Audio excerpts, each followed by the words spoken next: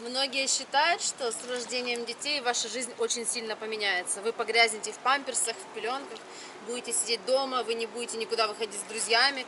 В общем, полностью вы атрофируете свой мир замкнете свой мир в 4 стены. Но я с уверенностью могу сказать, вот судя по себе, что это не так. Всем привет!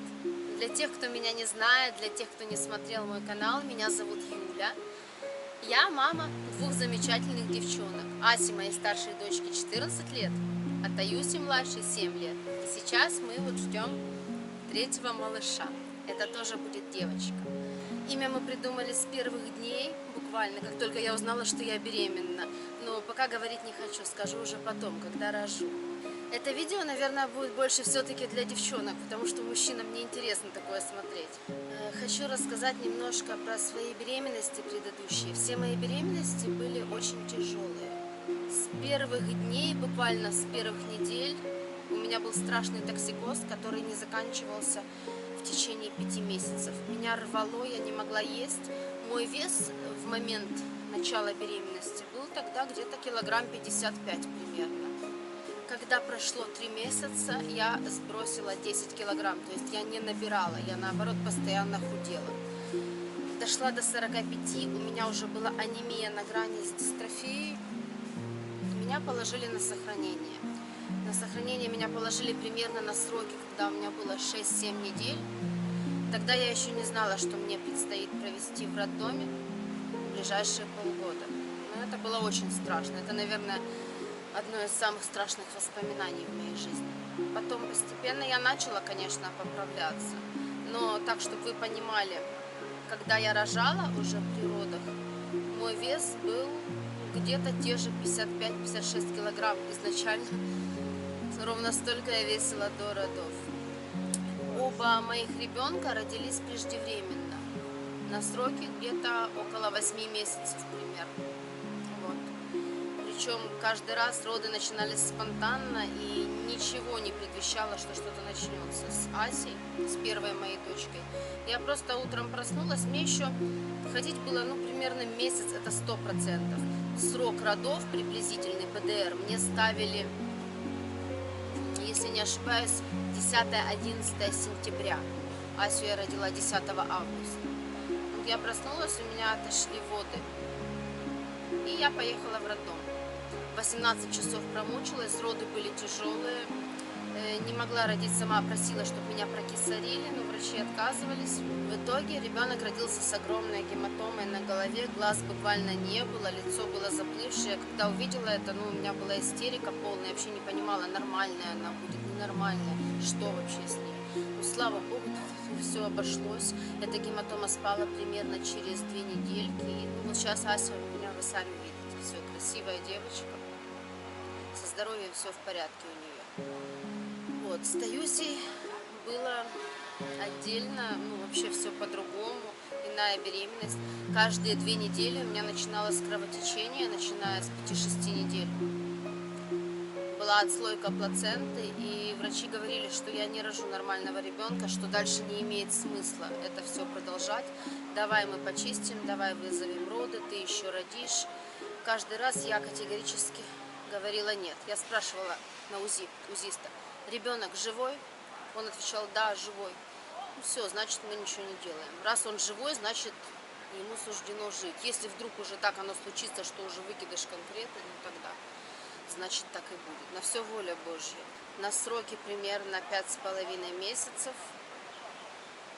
Мне уже нельзя было вставать с кровати. Голову, боже, я как вспомню этот кошмар, мне мыли лежа голову. Я лежала просто на этой койке больничной, свешивала голову с кровати, давала 10 гривен санитарке, чтобы она помыла мне волосы.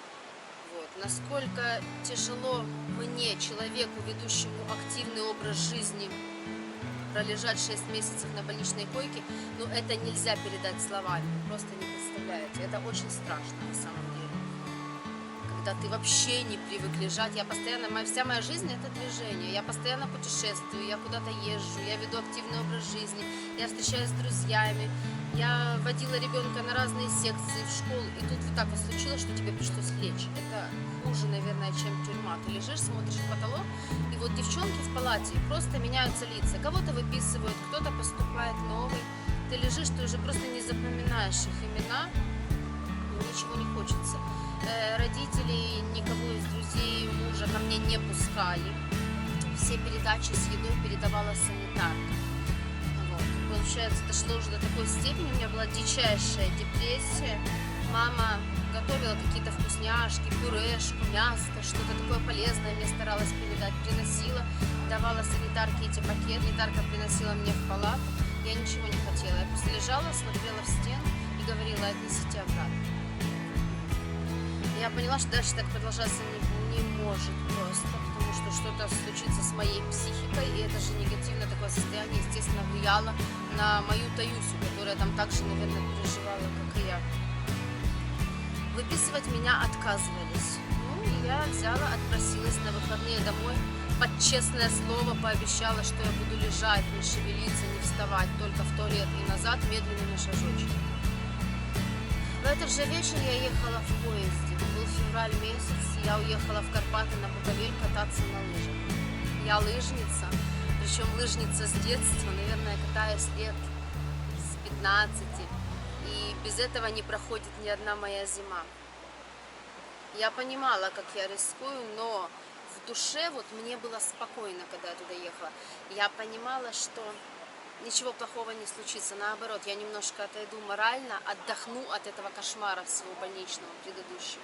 Со мной поехал мой братик двоюродный с женой, вот, ну и на тот момент мой муж Эдик. Мы приехали, я каталась, старалась сделать это с каким-то отдыхом, с перерывом, не перенапрягаться. Вот, ну, в принципе, все прошло нормально. Токсикоз мой продолжался. Они ели шашлыки, они отдыхали, они пили. Я этого всего делать не могла. Просто это было нереально. Я не могла даже переносить запах жареного мяса. Когда они жарили, вот этот вот мангал, это все, я просто убегала куда-то в сторону леса, пережидала этот момент. Но уже потом, когда садились за стол, приходила, чтобы просто составить им компанию. Есть я мясо не могла. Алкоголь, естественно, вообще тут без вариантов. Ну, единственное, что я могла делать, это пить зеленый чаек с лимоном. В принципе, всю неделю на Буковеле, в Славском я продержалась на этом чае. Изредка я что-то пыталась скушать, это все выходило обратно. Вот. Ну, конечно, когда я вернулась в Одессу, моя доктор была в полной истерике. Она кричала, она ругалась, она вообще не понимала, как я могла так поступить. Ты безответственная, ты такая-сякая. Возможно, кто-то меня осудит, но мне это реально помогло на тот момент. Помогло выйти из этого депрессивного состояния ужасно. Таечка у меня родилась на сроке 8 месяцев. Все произошло неожиданно. Было лето, август, тоже ПДР, предварительный срок родов мне ставили на сентябрь. Было 12 августа, я взяла Асю, мою старшую дочку, мы решили пойти на море. Подстилки собрали, в общем, все в пакетики попаковали. И дорога к морю проходила через роддом. И я смотрю, прием ведет моя доктор. Думаю, дай зайду, просто так поздороваюсь. Вот чисто совершенно случайно. Захожу к ней, она говорит: ну раз ты пришла, Юль, говорит, давай сделаем тебе КТГ, посмотрим сердцебиение плода. Я ложусь себе спокойно. Ася сидит на стуле, делает мне это КТГ. Тут просто начинается что-то невероятное, какая-то дикая паника. Она начинает кричать: срочно в родзал ее. Я не понимаю, что происходит. У меня слезы на глазах. Я понимаю, что произошло что-то плохое. Как я поняла потом, что, получается, когда подключили это КТГ, сердцебиение уже практически у ребенка не было слышно, оно отсутствовало. И ребенок практически уже был безжизненный. Ну, это был шок. Сказать, что шок, это даже ничего не сказать. Мне начали делать тут же стимуляцию. Ася сидит на стуле, плачет. Я успела позвонить маме моей, чтобы она приехала, забрала старшую дочку домой. кололи, что происходило, я вообще не понимала. Ну, буквально через 1,5 часа Тая родилась. Слава Богу, что она дышала, с ней все было нормально. Единственное, что я ужасно испугалась до ужаса, когда я родила ее, и ребенок не кричал. Была просто гробовая тишина в родзале, и я кричала: покажите мне ее, с ней все в порядке. Сказали, все в порядке, жива, но она так и не заплакала. Ее забрали, унесли. Я лежала, переживала жутко, потому что я не понимала, обманывают они меня или нет, или действительно с ней все хорошо. Вот. Таюся родилась глубоко недоношенная по весу, она весила всего лишь 2 килограмма 300 грамм. Это был такой, ну, вообще маленький человечек, ножки, ручки, это были косточки, обтянутые кожей. Ну, страшно было смотреть, конечно, очень страшно. Неонатолог, детский доктор приходил, ну, сказал, что нужно откармливать. Пока ее не откормим хотя бы до веса 2,5 килограмма, то есть мы тебя с роддома не выпустим. В общем, как говорится, слава Богу, что все закончилось хорошо. Сейчас я на 7-м месяце беременности.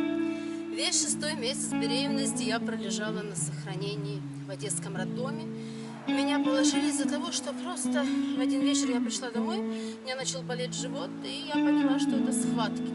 Причем схватки регулярные, через каждые 5 минут. Я очень сильно испугалась. Но надеялась, что я дома отлежу, что все пройдет. Потерпела часа 3, поняла, что дальше так оставлять все нельзя. Вызвали скорую, поехали в роддом. Там посмотрели, поняли, что это предвестники родов. Начали колоть, начали останавливать. We need to have a look because she has a lot of movement. So for 34 and for 37 weeks it's normal. They don't need to have the contractions here. Слава Богу, моя Масянечка меня услышала, я ее очень просила, чтобы она сейчас не рожалась. Очень рано. 22 недели деток еще не спасают, к сожалению, в таком возрасте. Пролежала я в роддоме буквально недельки 2. Меня прокапали, прокололи витамины, делали УЗИ каждые 2 дня, ну, чтобы посмотреть, что там все нормально. Ну, в итоге меня выписали. К этому времени у меня уже лежали билеты в Китай. Сдавать я их упорно не хотела. Покупались они немножко заранее. Сказать, что мне было не страшно сюда лететь, это будет неправда. Было очень страшно. Но, тем не менее, мы полетели. Вот в Китае мы провели большую половину марта. Сегодня последний день нашего отдыха. Сегодня ночью у нас будет длинный ночной перелет, 12 часов. Мы будем лететь на Украину, в Киев. Ну, сказать, что вот прям я так тут порхала, как бабочка, и себя хорошо чувствовала, нет, это нельзя сказать. Набрала с собой папаверина, набрала уколов, набрала таблеток. Плюс всю эту беременность с этой дозой, с самого начала, я на гормонах, я пью Дражестан. Вот. Возможно, в чем-то врачи подстраховываются, и я сама. Но бросать я его пока боюсь, потому что это может вызвать роды. Поэтому еще месяцок как минимум я его пропью. Когда уже будет срок, ну хотя бы 7-7,5 месяцев, ребенок уже будет точно жизнеспособный, тогда мы уйдем с этих гормонов. Вот, конечно, от этих гормонов я поправилась конкретно. Ну вот, чтобы так для сравнения вы понимали, с Асей, когда я ходила беременная со старшей дочкой, я за всю беременность набрала 4 килограмма. То есть я ее родила, вышла из роддома как скелет. Буквально живот прилип к позвоночнику, ребра можно было посчитать, очень сильно похудела. Ну и на нервной почве, и все-таки какой-никакой род это стресс для женского организма. Еще когда вот шли эти месяцы в роддоме с Таюсей, когда я лежала 6 месяцев, каждый раз начинался очередной ужас. Примерно на сроке 21 неделя меня отпустили на выходные домой, я тогда могла немножко ходить. И пришел мой братик с гриппом, с тяжелым вирусом, штаммом гриппа, хотя я его просила не приходить, остаться у жены ночевать, но он меня не послушал. Ну, в общем, естественно, там прошел по коридору, там дыхнул, надышал на меня, я заболела. Заболела таким тяжелым гриппом, у меня была температура 40, я теряла сознание, меня забрали в больницу, меня капали, кололи. Ну, естественно, это все сказалось на ребенке. Когда мне сделали УЗИ, УЗИст обнаружил, что появился тяж. Это такое образование в виде веревок, которая может перетянуть шею ребенку, может появиться обвитие. Ну, в моем случае у Таюси этим тяжем обвилась ручка. Собирали консилиумы, нормального ребенка ты не родишь, ребенок твой может родиться без руки, но чтобы вы понимали, этот тяж, он перетянул руку, и кровь не поступала нормально, не циркулировала. И получается, из-за того, что рука была вот здесь, в этом месте у нее передавлена, ну, была большая вероятность, что руки не будет вообще.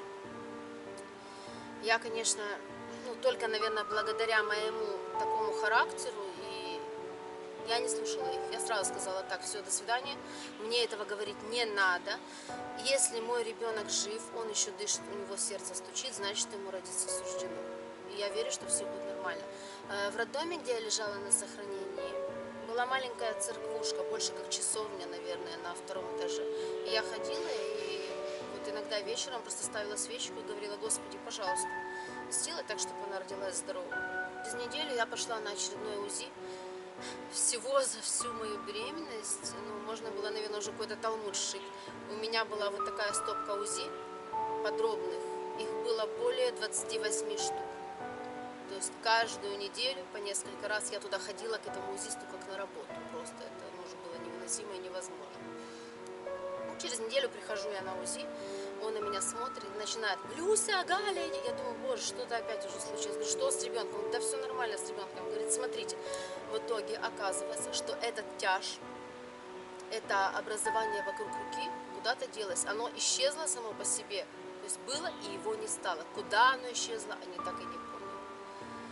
И вот я убеждена в том, что на все воля Божья. И Боженька просто помог, чтобы Тая родилась. Тая родилась абсолютно нормальным, здоровым ребенком. Да, она была маленькая по весу, очень легенькая, маленькая, как пушиночка, но тем не менее у нее все в порядке. Возможно, если бы я пошла на поводу у врачей, если бы я послушала родственников, послушала кого-то из друзей, послушала все мнения этих консилиумов и избавилась бы от этого ребенка, у меня бы никогда не было такой замечательной дочки сейчас. Поэтому в первую очередь в таких ситуациях, наверное, нужно слушать свое сердце. Слушайте себя, и все будет хорошо.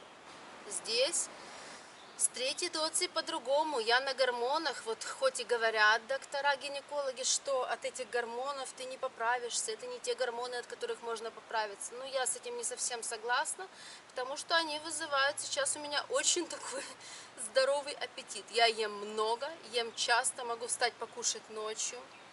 Вот, я уже на данный момент, сейчас, вот будучи на 7-м месяце, набрала, ну, наверное, чтобы не соврать, килограмм 8. Мой вес изначально был 54 килограмма, сейчас уже на 7-м месяце я уже вешу 62.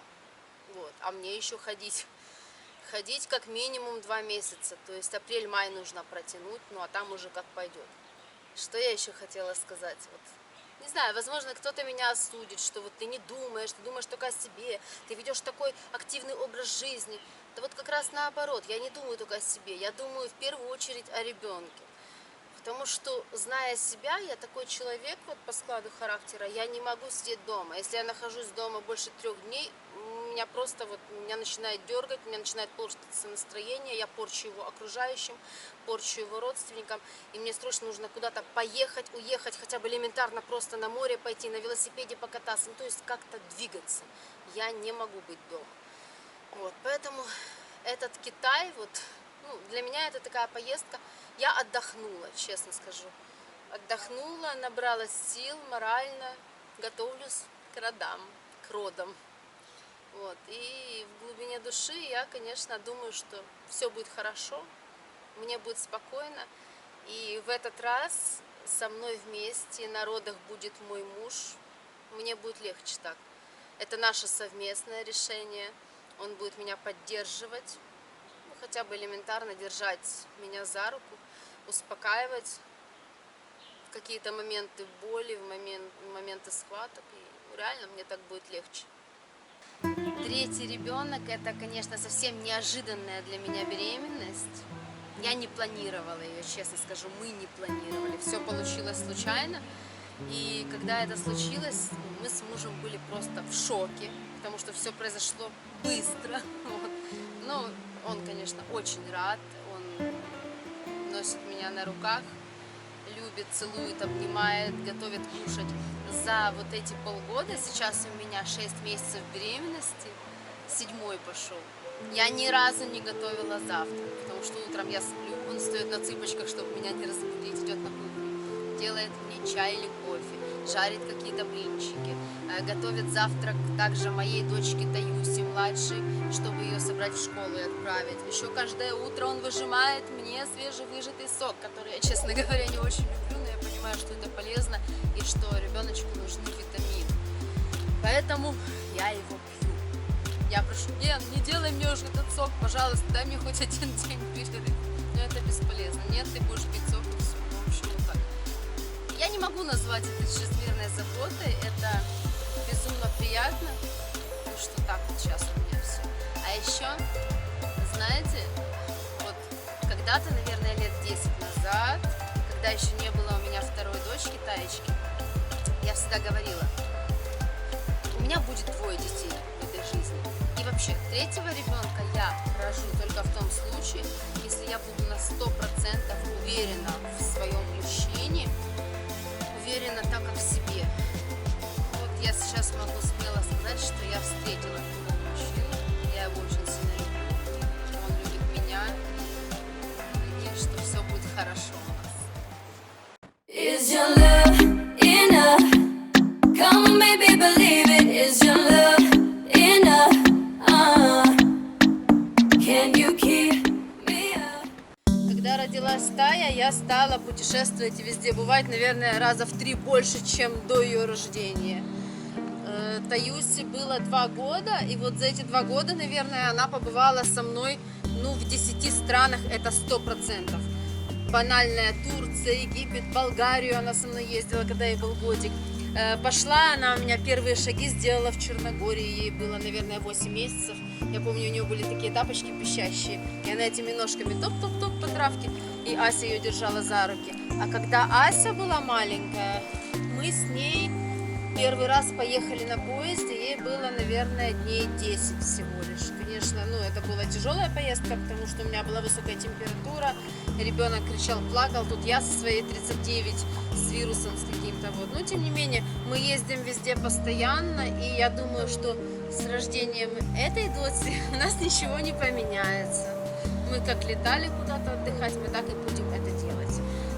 Горы, походы, палатки, все будет то же самое. Главное, чтобы в этих поездках ребенку было комфортно, в первую очередь. То есть должно быть питание, должно быть тепло, должен быть какой-то режим у малыша. Вот, естественно, не держать его на солнце, должна быть тень. Вот, и все будет нормально. Спасибо, что меня смотрели. Вот, возможно, кому-то я помогла принять какое-то важное решение. I'm falling. Tell me why I'm falling. Oh, life's calling. У меня совсем упал гемоглобин, и мне капают железо через день. Капельницы очень долгие, по 6 часов. Выдержать это просто вообще тяжело. Так вот. Анализы плохие, УЗИ плохое. Этот май сейчас тянется каждый день вот такой вот, что вот-вот родим, а когда не знаем. Да? Жду уже дочу свою. У меня сейчас всего лишь 32 недельки, поэтому придется еще чуть-чуть походить, потому что она очень мало весит, всего лишь 1 килограмм и 800 грамм. А мы хотим с доктором с моим хотя бы до 2 килограмм ее дотянуть, чтобы обойтись без реанимации. Надеюсь, что все будет хорошо. Мы справимся.